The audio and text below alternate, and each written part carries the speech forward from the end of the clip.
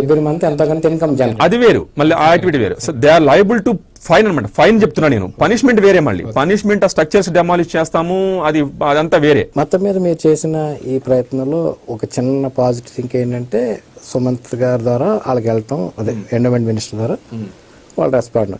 వాళ్ళేం మిమ్మల్ని అప్రోచ్ అవ్వలేదా?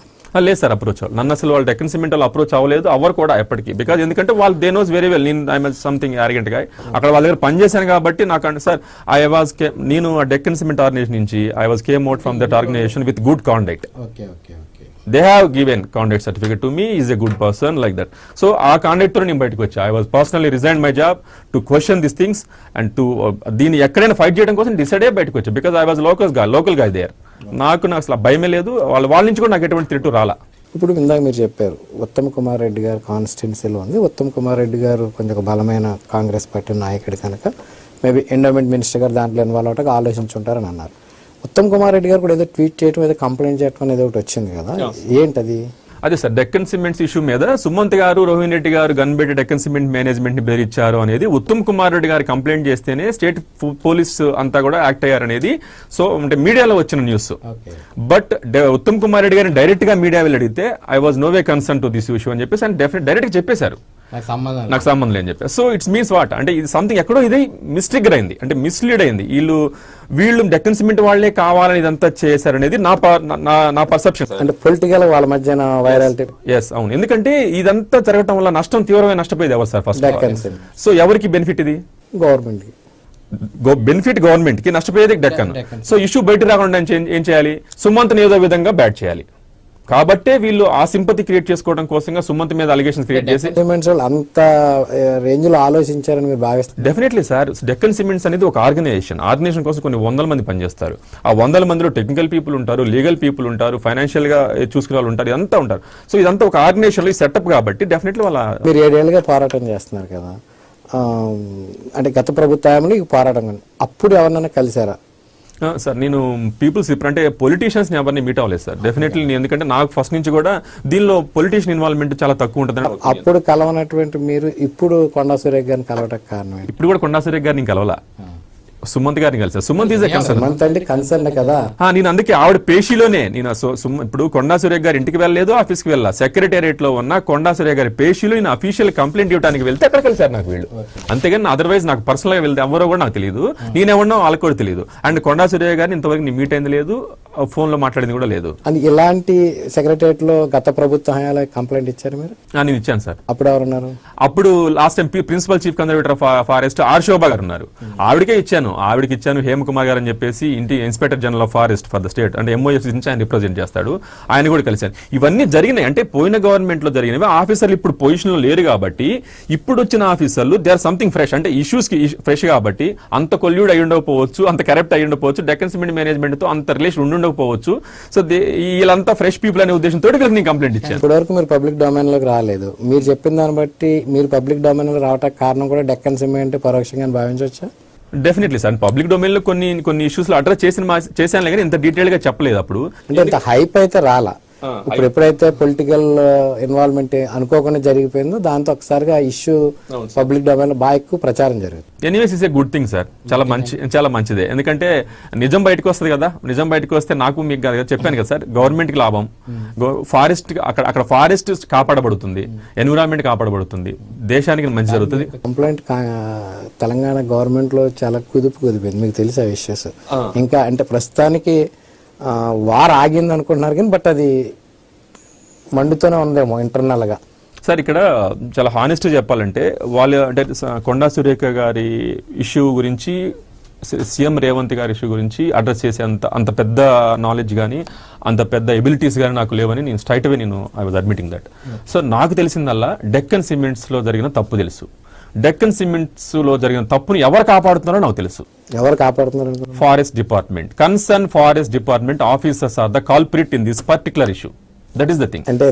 ఎంటైర్ స్టేట్ కాదు, ఈ ఇష్యూకి సంబంధించిన ఫారెస్ట్ ఆఫీసర్స్ మాత్రమే. డిస్ట్రిక్ట్ ఆటోమేటిక్ అంతే. అంతేగాని ఫారెస్ట్ ఆఫీసర్స్, ఫారెస్ట్ డిపార్ట్మెంట్ లో కల్ప్రిట్స్ ఉన్నారు, వాళ్ళు డెక్కన్ సిమెంట్ తో కొల్యూడ్ అయి ఉన్నారు కాబట్టే ఇష్యూస్ బయటికి రావట్లా. అంతేగాని ఇక్కడ పొలిటికల్ ఇన్వాల్వ్మెంట్ అనేది వెరీ వెరీ లెస్ సార్. ఇప్పుడు ఉత్తమ్ కుమార్ రెడ్డి గారు కూడా డైరెక్ట్లీ ఇటువంటి వాటిని ఎంటైన్ చేసే వ్యక్తి కాదు అసలు. నేను ఆయన కాన్స్టిట్యున్సీ వ్యక్తినే కాబట్టి నాకు తెలుసు డెఫినెట్లీ ఆయనకి నోటీస్ లో ఉంటే ఇంకా సివియర్ గానే ఆయన ఇంకా రియాక్ట్ అయ్యాడు నాకు అనిపిస్తుంది. ఇప్పుడు ఇది బయటకు వచ్చిన తర్వాత ఉత్తమ్ కుమార్ రెడ్డి గారు మీతో మిమ్మల్ని పిలిచి మాట్లాడటం లేదా వాళ్ళ మనుషులను మాట్లాడటం జరిగింది? లేదు సార్, నేనే ట్రై చేశాను ఉత్తమ్ కుమార్ రెడ్డి గారికి ఇష్యూ చెప్దామని. Because I'm suppose to give an apology to him. Because ఎందుకంటే ఇష్యూ నాది, ఆయన నోటీస్ లో పెట్టకుండా వెళ్ళానేమో, ఆయన దృష్టిలో అటువంటి కార్నర్ కూడా ఉండకూడదనే ఉద్దేశంతో ఆయనకి రిపోర్ట్ చేయడం కోసం నేను ట్రై చేశాను.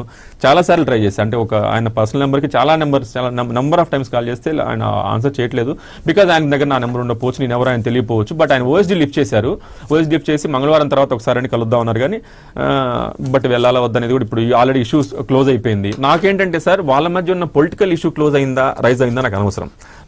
My need is Deccan cements limited లో జరుగుతున్న థింగ్స్ బయటికి రావాలి, వాళ్ళ మీద ప్రాపర్ గా యాక్షన్ తీసుకోవాలి. ఇందాక మిమ్మల్ని అడిగాను, డెక్కన్ సిమెంట్ ఫ్యాక్టరీ నిర్మాణం దాని వాల్యూ ఎంత, టర్న్ ఓవర్ ఎంత ఉంది ప్రస్తుతం, ఆ నిర్మాణాలు అంటే ఎన్ని ఫేజెస్లో ఉంది ఇప్పుడు, దాన్ని ఇంకా ఎక్స్టెండ్కి వెళ్ళే ఆలోచన ఉన్నారు sir? Deccan cements limited first 350 టన్నుల కెపాసిటీ తోటి ఒక చిన్న సిమెంట్ ప్లాంట్ కట్టింది సార్ 1983లో.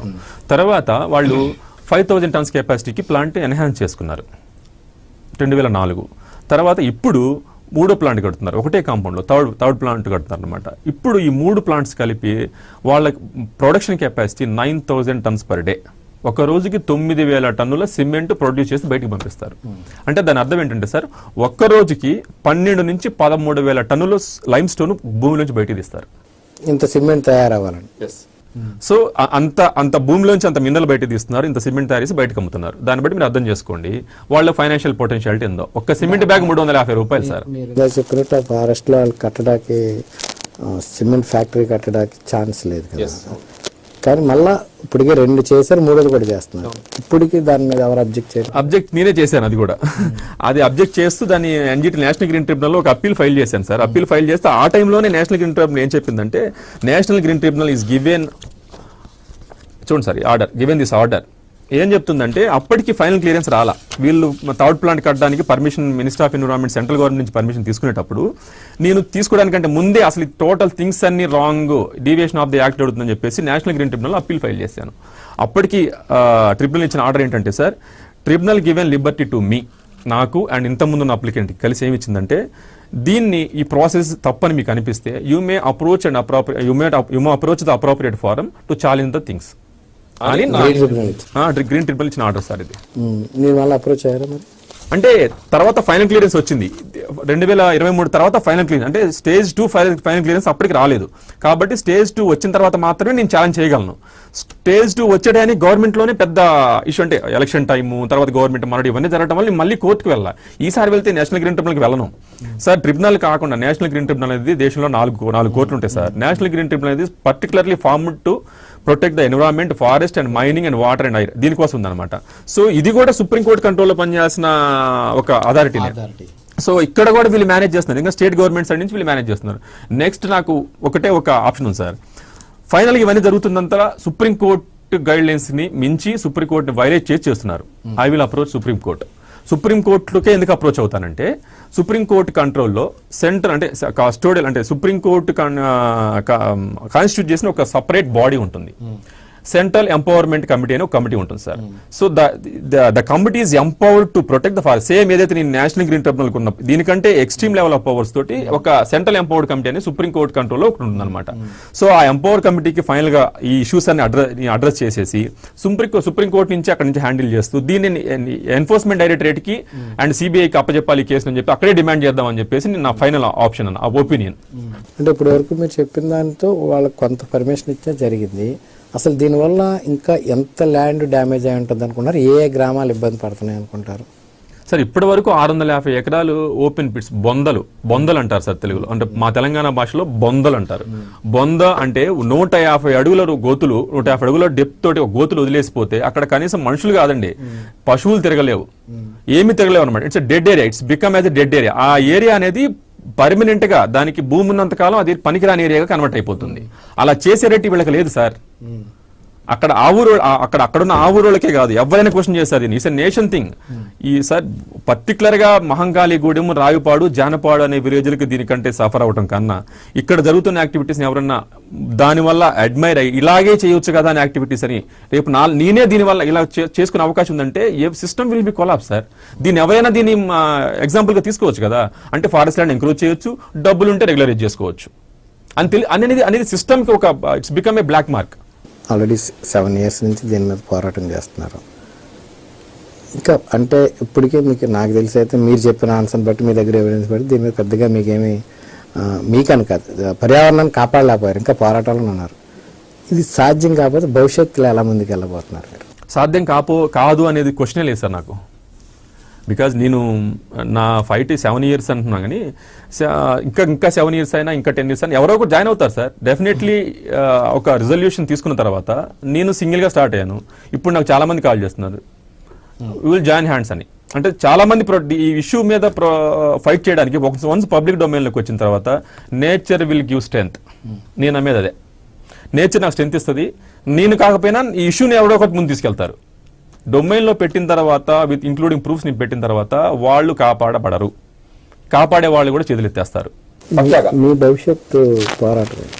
నా భవిష్యత్తు ఖచ్చితంగా డెక్కన్ సిమెంట్ మీదే కాదు సార్. ఇంకా నాకు కొన్ని అక్కడ జరుగుతున్న ఇండస్ట్రీస్లో కొన్ని ఇష్యూస్ మీద నాకు అడ్రస్ చేయాలని చాలా ఇంటెన్షనల్గా నేను ఉన్నాను. నా దగ్గర చాలా వ్యాలిడ్ ప్రూఫ్స్ ఉన్నాయి. వాటి మీద కూడా ఫ్యూచర్లో వాటిని కూడా క్వశ్చన్ చేయాలనుకుంటున్నాను. I mean that way. నేను దానికి కావాల్సిన నాకు ఎడ్యుకేషనల్ క్వాలిఫికేషన్ కానివ్వండి అవన్నీ చేసుకోవాలని ప్రిపేర్ చేసుకుంటున్నాను నేను. జరిగిన తర్వాత డెఫినెట్లీ అక్కడ జరుగుతున్న ప్రతి ఒక్క ఇష్యూని నేను మా లోకల్లో జరుగుతున్న ప్రతి ఒక్క ఇష్యూని నేను అడ్రస్ చేస్తాను.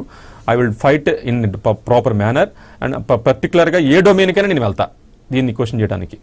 ఈ డిస్ట్రాయ్మెంట్ అనేది నేను ఎట్టి పరిస్థితులు సహించే పరిస్థితి లేదు. డెక్కన్ సిమెంట్ దీనికి సంబంధించి ఓన్లీ ఫారెస్ట్ మైనింగ్ అని మాట్లాడు, ఇంకా వాళ్ళు ఏమైనా ఈ మన వనరులు ఏమైనా ఇంకా అక్రమంగా వాడుకుంటున్నారు మీరేమైనా భావిస్తున్నారు సార్? అక్కడ ఒక్కసారి గ్రౌండ్ రియాలిటీకి వెళ్దాం. గ్రౌండ్ రియాలిటీకి వెళితే పీపుల్ వాయిస్ని మీరు డైరెక్ట్గా వినొచ్చు, పబ్లిక్ వాయిస్. సో ఒక 70 సంవత్సరాల ముసలావిడ ఒంటి మీద పాపం సరిగా అంటే నడిచే ఓపిక లేదు, ఒంటి మీద బట్టలు కూడా మంచి మనలాగా లావిష్గా వేసిన పరిస్థితి కూడా లేదు. ఆవిడ వచ్చి డెక్కన్ సిమెంట్కి శాపనార్థాలు పెట్టడం మీరు చూస్తారు. ఒక్కరు కాదు, అటువంటి వాళ్ళు 100 చూస్తారు మీరు. ఎందుకు పెడతారు సార్ వాళ్ళు? ఎవరైనా they are the victims there. ఏం విక్టమ్స్? వాళ్ళని చంపలేదు, వాళ్ళ ల్యాండ్లు తీసుకుంటారు, లాగేసుకుంటారు. ఇదే ఫారెస్ట్ ల్యాండ్లో వాళ్ళు వేరే విధంగా బతుకుతున్న వాళ్ళని వితౌట్ ఎనీ కన్వెన్షన్ అంటే వాళ్ళ మీద బైండ్ ఓవర్ కేసులు పెట్టించేసి మరి కోర్టులు చుట్టూ తిప్పుతున్నారు సార్. ఎంత అన్యాయం అంటారు ఇది? డెక్కన్ సిమెంట్ వాళ్ళు పెట్టించారు. I have a witness. Private కేసులు కూడా ఫైల్ చేశాం సార్ ఆఫీసర్ల మీద, పోలీస్ ఆఫీసర్ల మీద. మీకు రీసెంట్ తెలిసే ఉంటుంది, డెక్కన్ సిమెంట్ ఫ్యాక్టరీలో లోపల ఒక కాంట్రాక్ట్ ఎంప్లాయ్ చనిపోతే పెద్ద హ్యాష్ స్టేషన్ జరిగి